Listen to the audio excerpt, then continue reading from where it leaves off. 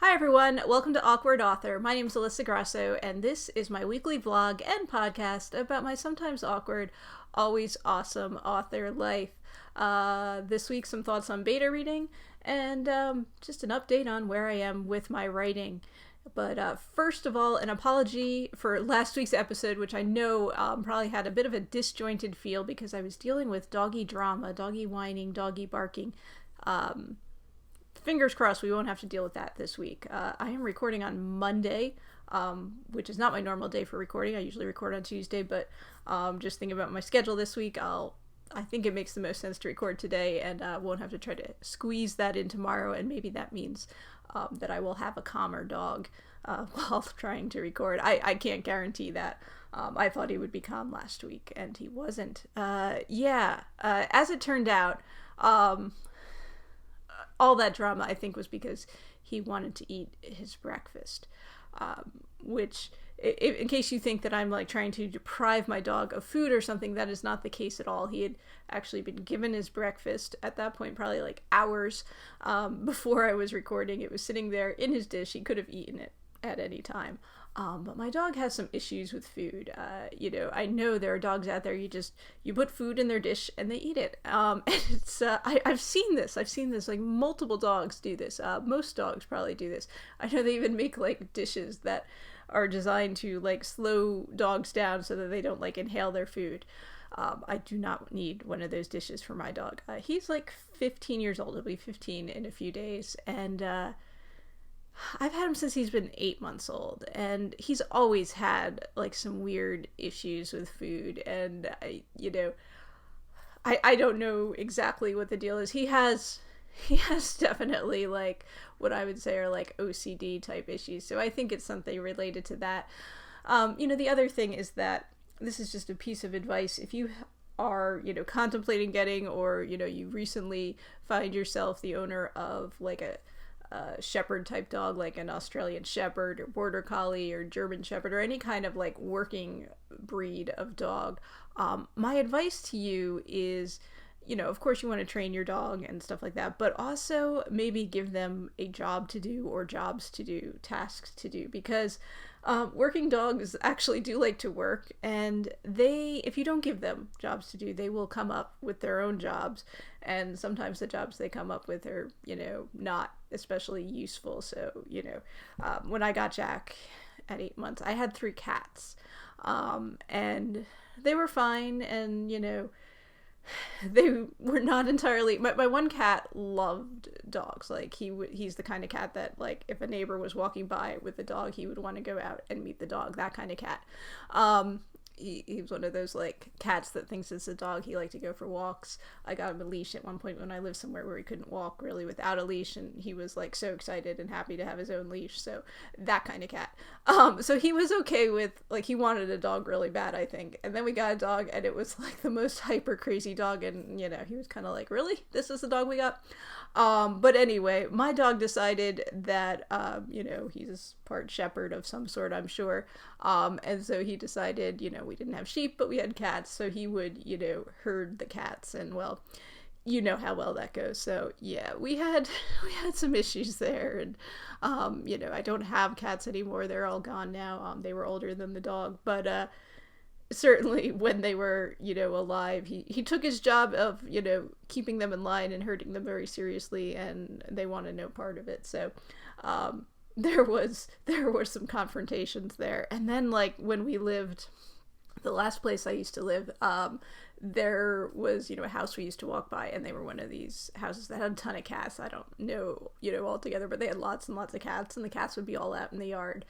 And, at first that was like, oh my God, I can't handle that. Jack was he would go crazy.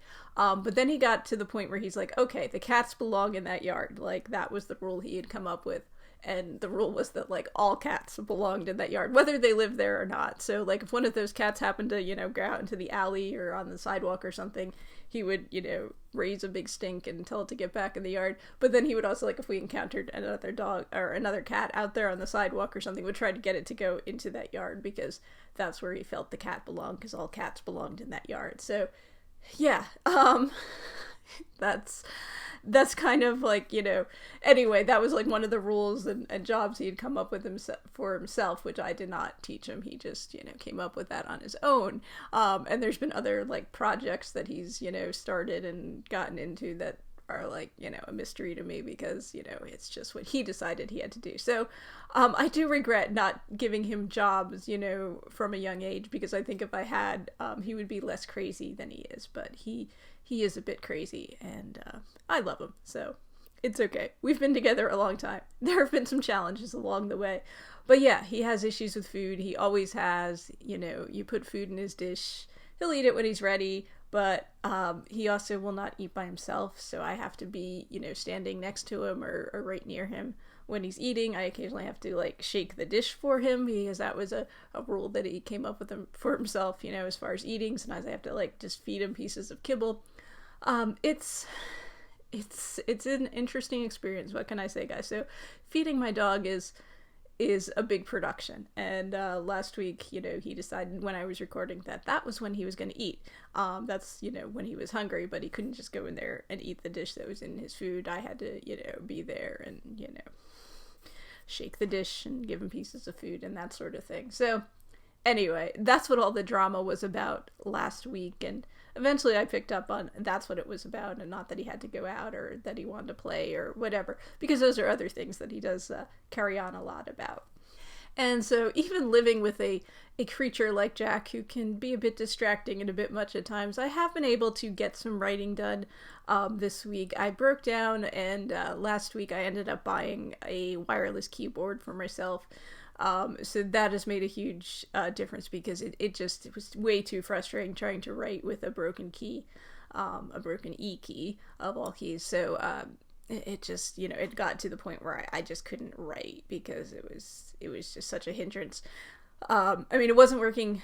It wasn't that it wasn't working at all. It was just not working correctly. And so, maybe, I don't know, half the time you hit it wasn't actually responding. So I have a wireless keyboard now to use with a laptop, which is kind of ridiculous. My desk isn't that big, but I'm making it work. I will say that it's definitely, it's a much more pleasant experience to work with a working keyboard as opposed to a malfunctioning one. I will say that. So as far as progress, I don't even know. I think off the top of my head, I think I'm at like 14,000 words, maybe a little more. I don't know. But I have been, here and there moving along with this is the fourth book in the series I'm working on, the fourth and final book, which, I will be releasing later this year. I don't have yet a release date or anything like that. So progress is being made, and I am happy about that, and trying to stay focused on that task, when I can. Obviously I have other things that I have to do as well, so I don't really have full-time hours to commit to it, but I'm hoping to get some writing done today, and later on this week as well. I think I'll have some time for that. So we're getting there. Little by little, this book is coming together, and then I have the task of basically going through and cleaning up these books and making them make sense. I'm not going to call out any names, but I've been reading a book I started reading the other day, and it's from a major publisher, and a top name author. I think an author who's been on the bestseller lists and stuff. It's really badly edited and proofread, and I'm surprised. I've encountered this before, with traditionally published books, but this is actually a series book. It's the third. It's like a trilogy. It's like the third book in the series, and it's just there's typos, which you kind of are used to encountering. I think I've read Harry Potter books that had typos in them, so it happens even with top books. But I was actually surprised. I came across one point where it was definitely an editing error. It was a reference to a card game, and I'm I don't get this. Is this a metaphor or something? It's a weird metaphor. I'm not really understanding it. And then, a few paragraphs later, the characters start playing a card game. And so clearly what had happened is they had she had originally written that the card game, started before, and then had that line in there about the card game. And then for whatever reason decided it would work better if the card game started later, and so wrote it that way. But this line made it into the, finished book, that was, proofread and edited and came out from a major publisher. So, if you are a self-published author and you're, beating yourself up over, little mistakes and stuff that make their way through even, even after beta reading and hiring an editor and proofreader and all that stuff, just know that it happens even with, traditionally published books with, professionals, all kinds of professionals supposedly reading this thing and getting it, prepared for publication. So stuff slips through the cracks, even with major books. But that's kind of a good segue to talk about beta reading, which is something I wanted to talk about because in the past 2 weeks, I've actually been working on some beta reading projects. The one I completed is a shorter nonfiction work, and I'm also now one of the beta readers for the book Paul Teague is working on about podcasting. And I'm guessing most of you that listen to this have listened to Paul's podcast. But if you haven't, definitely check out Self-Publishing Journeys, because Paul does what I do. He talks about the experiences of being an author, and has a lot of great insights. He just, finished doing a big, rapid release series of books, and has a lot of great information on that. And just, has a wealth of information overall on, the business of being an author, and a lot of great insights. So definitely check out his show if you don't already. And if you do listen to his show, then you know that Paul is working on a nonfiction book at the moment, that is a guide to podcasting. And so he, had put out a call for people that were interested in podcasting or, thinking about starting a podcast and were listeners and would like to be a beta reader. So I contacted Paul, and I'm now, I've begun the beta reading process. I've begun reading his book. I have not completed, and he's still in the process of writing. He's actually has beta readers reading as he's going along writing, which is an interesting way of doing things, and just set it up with a Google Docs document. That's how he has the manuscript up there. And so it's been, I'm enjoying reading the book. I'm finding great information, and Paul was previous in a previous job he worked for the BBC, so he has a lot of knowledge to share, not only about podcasting, but just broadcasting in general. So definitely when the book comes out, if you're interested in, starting a podcast or whatever, you'll definitely want to check that out. But in the meantime, I am enjoying the experience of being a beta reader. And like I said, I was a beta reader for another project just before this, really. There was also a nonfiction book that one of my friends is working on. And it's a good experience, I think, to, obviously, if you're an author, you would like to have like beta readers, advanced readers, whatever you want to call them. But it's also a good experience, I think, if you are an author or aspiring author, to get yourself, to either become a beta reader or join different critique groups or something like that. In the past, I was, pretty well involved with an online critique group, a pretty active online critique group. I've done some in-person like critique group writing workshop type things.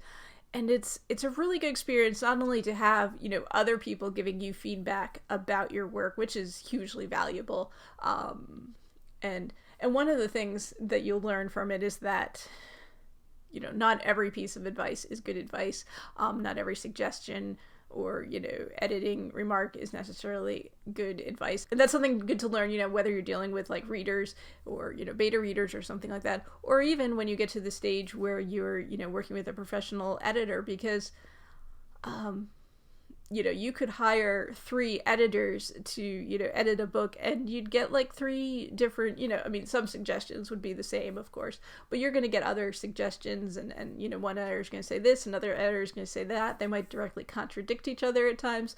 So it's not an exact science, and, just like if you get a medical diagnosis, and they say, well, get a second opinion, it's not a bad idea to have more than one opinion, on a book. And that's why, like, having a critique group or beta readers readers or something where you have a group of people looking at something can be helpful, because if everybody's saying the same thing, then you got to fix something. Or if multiple people pick out one thing that it just doesn't work for them, it's probably worth looking at. But if you have one person or whatever, say, I don't like this, or another person says they don't like that, there are things that you can dismiss, or it might start you thinking about something, and maybe they'll say something that you do agree with, and that kind of triggers something for you. So yeah, that is one reason that I think beta readers or critique groups or whatever you want to call it is hugely helpful. But the other reason that I think being involved in something like that is helpful is to be on the end where you're actually providing the critique and doing the feedback, whether you are a beta reader or part of a critique group and writing workshop, whatever you want to call it. That I think can be as much benefit as actually having your own work critiqued, because I think you learn, I know from my own experience, like you become better at looking at things from a critical standpoint, looking at why well, this passage is nice, but it doesn't really add to the overall story, or it interrupts the flow, or what have you. And it makes you, I think, if you are pretty active and get into doing critique group stuff or being a beta reader, it makes you a better writer, because you're actually able to better self-edit your own work and see things better, because that is a skill to have. I mean, obviously you're always going to want to hire a professional editor if you can. You should have some beta readers or folks who you trust look over things, but yeah, being able to self-edit, get to the point where something's pretty, I don't want to say polished, but pretty well cleaned up before you send it out there to get feedback or professional editing on it. It'll save you a lot of time and aggravation in the long run, and I think it'll just make for an overall stronger book for you. So it's something I would definitely recommend to anyone who is an author or aspiring author, is to get involved with some groups. If you can find an online critique group, or have a way of setting one up, that would be super helpful. Or even doing like in-person things, or even just volunteering to beta read for different books. It'll help you in the long run. Even though you're helping someone else by providing feedback, I think it's going to make you a stronger writer to have that experience, and to be able to look at things from a completely outside perspective.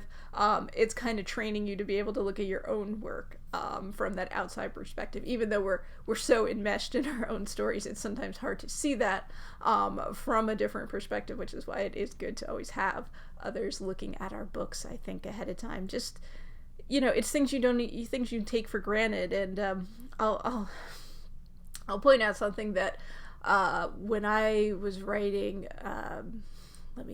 when I wrote my book, Ferocity Summer, I had a scene where the characters live in New Jersey, which is where I had, grown up and lived, and they take a road trip down to Florida, which is an experience a lot of people in the, on the East Coast have had, is, the road trip to Florida.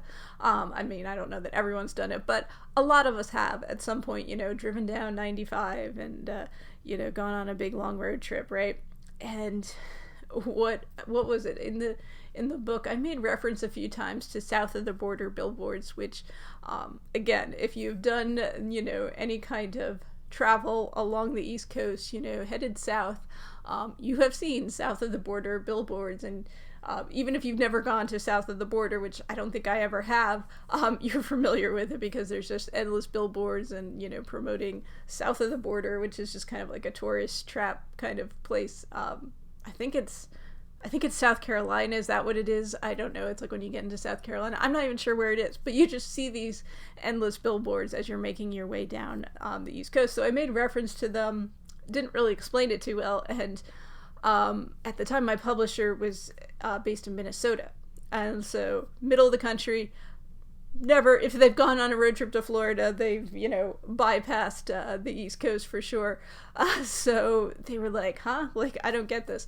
And so I had to actually, explain a little bit, what the south of the border billboards were all about, because obviously that was a very regional thing, and so somebody in Minnesota or California or another country even would have no idea what I was talking about. So and it hadn't really occurred to me while I was writing. It isn't like a crucial thing to the book or anything like that. It was just a little reference in there, but just little things like that, where getting feedback that's like from outside. An outside perspective can help, because you realize that there are things you put in there without even thinking that might confuse a reader or something. So anyway, what was I talking about? So it is always good to obviously have feedback on your book, not just for proofreading purposes or looking for mistakes, but also looking for things that might you might assume make sense, but somebody else is like, I have no idea what you're talking about here. And whether it's like a regional difference or even just that it's this character thinking something, but the person might not even realize where you're going with that. So if you are looking for ways to improve your writing and get some more experience and familiarity with how a book is created or how stories are written, definitely look into joining a writing workshop or critique group.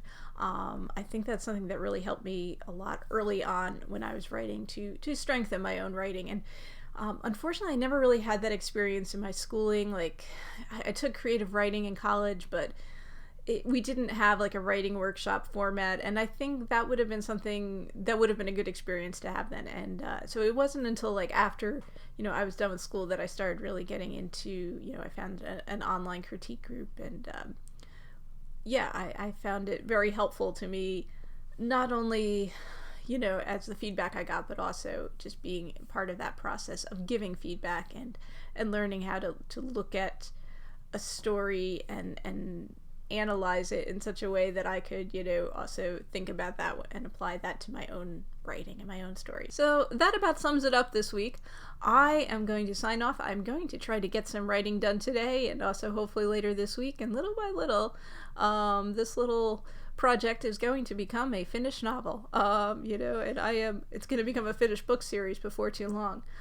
There was some doggy sighing and sort of snoring there, so I don't know if that means he's going to sleep or he's getting geared up to start barking like crazy. But either way, I'm going to sign off there, and I will catch up with you guys again next week. Like I said, I do put out new episodes of Awkward Author each week.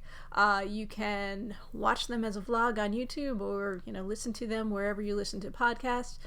You can check out awkwardauthor.com to catch up on episodes, or visit my website alyssagrosso.com, which is ALISSAGROSSO.com, and learn some more about me and my books. But thank you guys, and I'll see you again soon. Have a great week, everyone.